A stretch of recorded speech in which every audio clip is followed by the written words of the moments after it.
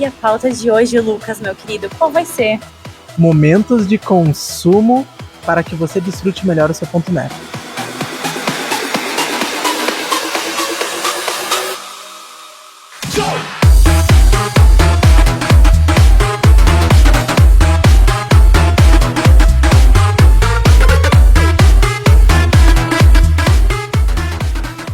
Então, Lucas, mesmo que a gente seja grandes apreciadores de espumante e acredite que espumante é para ser bebido em qualquer momento, em qualquer dia, sem nenhuma dificuldade, a gente sabe que a maioria Desde com moderação. Por favor. Eu sempre falo isso, né? Uma coisa que nós somos pagos para degustar. Que trabalho, né? Que coisa, né? Eu não tinha essa noção que, poxa, cara, sou pago para isso, entendeu? Então thanks God. Obrigada. E Jones, né? E Jones, né? O chefinho. Ótimo. Pri, então falando sobre momentos de consumo, né? Então a gente sabe que, como tu falou, espumante é para todos os momentos e tal. E cada vez mais a galera aqui, principalmente brasileiro, que não tinha tanto hábito de consumir espumante de uma maneira mais informal, estava sempre atrelado a uma comemoração, um casamento, formatura, ano novo, Natal. Então a gente trouxe para esses momentos diferenciados, né? E eu acho que uma das principais dúvidas que a galera tem é em relação à questão de harmonização. Tipo, espumante é mais fácil ou é mais difícil de harmonizar do que um vinho tinto, por exemplo? Eu acredito que seja semelhante o nível de harmonização, só que eu acho que a gente tem muito mais acesso e a gente recebe muito mais essa informação do vinho tinto o tempo todo. Então, normalmente... Porque é o mais clássico, né? Tu fala a palavra vinho, o que vem na tua cabeça? Um vinho tinto. Mas, com certeza, o espumante vai entrar no coração e na mente da galera a partir de agora. Não, com certeza. Então, realmente, eu acho que tem um pouco disso de que as pessoas, como a gente já falou em outros podcasts também, a gente sabe que a gente tá engatinhando nesse mundo, nesse universo, né, do vinho. Então, as pessoas acabam tendo mais acesso e muitas vezes associando mais, porque muita gente associa também o vinho com um friozinho, uma coisa diferenciada. E Brasil nem sempre é frio, né? Normalmente não é frio. Normalmente, né, quando a gente tá falando de frio, a gente tá falando, então, de uma exceção. Então, acho que é por isso que as pessoas talvez ainda tenham algum leve resquício de se aventurar nesse mundo. Nós estamos aqui para acabar com qualquer... Desmistificar, né? Então promover o mundo do espumante. Exato. Agora, algo que gera muito conflito também na cabeça das pessoas é a questão de concentração de açúcar do espumante, né? Que isso é um ponto crucial para que a gente defina o prato, o momento de consumo ou o estilo de espumante que a gente gosta. Então, se a gente fosse explicar para a galera do espumante mais seco, o que menos tem açúcar, ao mais doce, como que seria essa faixa? Então, essas faixas, né? Essas faixas. Então a gente começa com o Nature, que é um espumante que tem a menor concentração de açúcar que a gente vai encontrar no mercado. Um pouquinho mais de açúcar, que chega até a ser quase desonesto falar isso, porque é uma faixa muito pequena. A gente vai ter um Extra Brut, depois a gente vai ter então um Brut. A gente entra depois numa faixa muito grande, é um salto, é uma abertura muito grande, que a gente vai ter o Demi-Sec, depois a gente vai ter o Sec, e depois a gente vai ter então os espumantes doces, que são os moscatéis. E aí o moscatel, ele não depende só dessa concentração de açúcar. Ele depende também da uva com que ele é feito, que ele tem que ser naturalmente oriundo da uva moscato, enquanto todos os outros, eles podem ter uma amplitude e uma divergência, vários tipos de uva e estilo, que vai um pouquinho do padrão do enólogo. Isso é legal porque muitas pessoas falam assim, o espumante que menos tem açúcar é o Brut. Não, tem duas categorias que tem menos açúcar que ele, e Brut não tá atrelado à palavra bruto, à palavra forte, tá atrelado a pouca concentração de açúcar. Então, por exemplo, o Nature, que tu falou que é o básico, que tem eu sempre brinco assim, é o açúcar que o fermento, a levedura, morreu e não comeu. É o que sobrou do processo de fermentação, né? Sim. Então é aquele espumante que tem até 3 gramas por litro de açúcar. Agora, se eu falo do Extra Brut, que é um pouquinho mais famoso que o Nature, ele tem de 3,1 a 8 gramas de açúcar. De 8,1 a 15, eu já tenho o Brut. Então, o Brut, de maneira geral, talvez ele seja o espumante mais famoso, né? E ele tem uma categorização ele tem açúcar na categoria, mas ela é uma quantidade bastante baixa. E logo depois a gente vem o Sec, que é de 15,1 a 20. E aí vem o Demi. O Demi a gente fala que agrada gregos e troianos. Então, geralmente a gente oferece Demi para evento, para formatura, quando é aquele público mais diversificado, que a gente não consegue assim, meu tio gosta de Brut, minha avó gosta de Moscatel, meu pai gosta de demi-sec. Cara, demi-sec agrada todo mundo, é muito bom para fazer drink, porque ele vai de 20,1 a 60 gramas por litro de açúcar. E a partir de 60 gramas já entra na categoria os moscatéis. Então, no Brasil, são essas 6 categorias: Natura, Extra Brut, Brut, Sec, Demi-sec, Doce. Mas lembrando que de país para país, essa classificação pode mudar. Talvez eu tenha confundido a ordem ali na hora de falar. Se isso acontecer, vocês ignorem e vão pela do Lucas, porque na hora de visualizar na minha cabeça não funcionou muito bem. Mas era só isso que eu precisava falar. Mas uma coisa muito legal sobre o açúcar, né, Pri? A gente já tinha falado em outros podneros que o açúcar ele é determinado no momento da colheita da uva e a gente pode fazer alguns ajustes durante o processo de elaboração. Mas o açúcar ele equilibra muito a acidez. Então, geralmente, espumantes muito ácidos, que as pessoas não gostam dessa acidez, porque a acidez ela é tipo a espinha dorsal do espumante. Ela dá longevidade, ela dá frescor. Esse açúcar acaba mascarando. Então, geralmente, se a pessoa gosta de um espumante mais doce, ela também pode passar a gostar com o tempo do espumante mais seco, né? Eu não sei se tu te recorda ao estilo de espumante que tu bebia há um tempo atrás. Nossa. Tu já começou direto no Brut? Como é que foi? Não, claro que não. Isso é uma coisa muito normal. E olha que tu é cria da Serra Gaúcha, nasceu debaixo do Parreiral. Paciência. Mas isso é uma coisa muito normal e é uma coisa que não vem só do vinho, né? O nosso paladar, no geral, ele tende a ir para o mais doce e aos poucos ele vai acrescendo em sabor. Eu sempre falo que quando a gente vai, a gente não volta mais. Então, com certeza, eu também comecei no moscatel.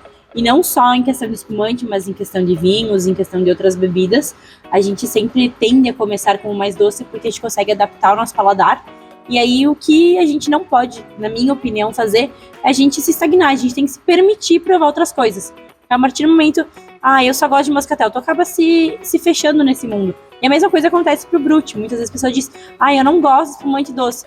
Mas às vezes a gente tem hoje espumantes com altíssima qualidade, que são moscatéis no mercado. O moscatel brasileiro é bom pra caramba, referência mundo afora. Então eu acho que tudo vai do momento, da comida, do que a gente quer naquele momento. Então assim, a gente tem que se permitir. E o espumante, ele permite que a gente faça isso. E aí a gente tá falando de Brut, de moscatel, e a gente tem um produto aqui na mesa. Priscila, isso não tava na pauta, galera. Então foi uma observação do nosso cenário. Esse garotinho aqui, não sei se vai estar focando. Meninas, não sei se está focando. Mas... Então, aqui nós temos o Moscato Brut. Até porque vamos falar do princípio, né? Então, a maior parte das uvas, se a gente fala assim, fala nome de uma ou duas uvas que representa o espumante. Quais são as duas uvas que vem na tua cabeça? Assim? Chardonnay e Pinot Noir. Chardonnay e Pinot Noir. Então, isso de maneira geral, tá? São uvas originárias lá na França, mas a gente chama até de uva globalizada, uva universal, porque praticamente todos os países produtores produzem essas uvas. Sim. Então, elas acabaram se adaptando muito bem, né? Mas existe uma categoria de uvas, uma família de uvas, que o brasileiro adora e a gente adora também, claro, que se chama... Moscatéis. Moscatéis. Na verdade, moscato. Né? Moscato. Deu um chute aqui. Moscato é uma família de uvas, né? Então, tu lembra algum tipo de moscato que vem na tua cabeça, assim? Moscato Hamburgo, Moscato Bianco. Giallo. Alexandria. Então, tem vários tipos de moscato. É uma família de uvas, né?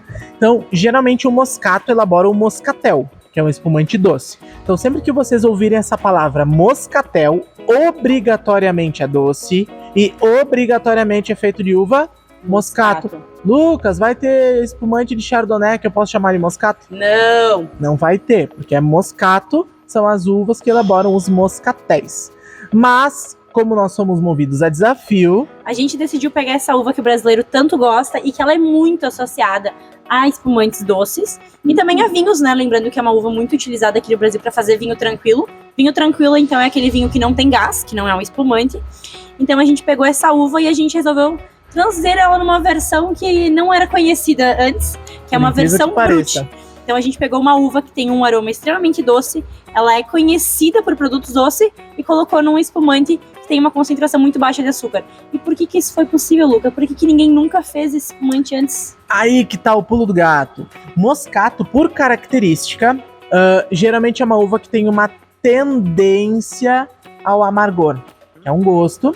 Então, eu só consigo elaborar um moscato com uma baixíssima concentração de açúcar, sem a presença de amargor, quando eu tenho uma uva de excelente qualidade, uma safra muito boa, uma uva plenamente madura, que não é fácil muitas vezes, e também todo o processo de vinificação ele é muito delicado, para que no processo da extração do suco da uva, que aqui dentro da vinícola a gente chama de... Com M, Priscila. Suco da uva, moleque. Ah, o mosto! Achei que era o mosto, galera! Então, enologia, agronomia e chute. Acontece. Então, a gente tem que ter vários fatores para conseguir a matéria-prima de alto padrão.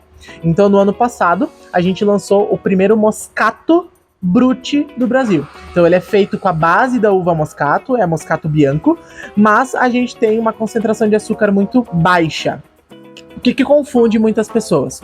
Quando a gente sente o aroma do Moscato, como ele tem uma característica de aromas florais, lembrando que todo o aroma do vinho é natural. Proveniente da uva, da casta, do tipo de maturação que essa uva teve. Exato, eu não posso colocar aroma sintético no vinho, tá? Então, esse aroma é natural e é por característico moscato ter esse aroma floral. Então, as pessoas sentem um aroma de jasmim, de flor de laranjeira, que é esse aroma doce. Então, quando elas bebem, elas estão esperando a característica doce do produto.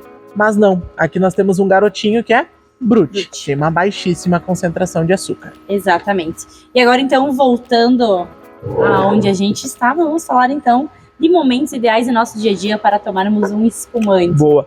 Moscato Brut e sogra, dá? Moscato Brut o quê? E sogra.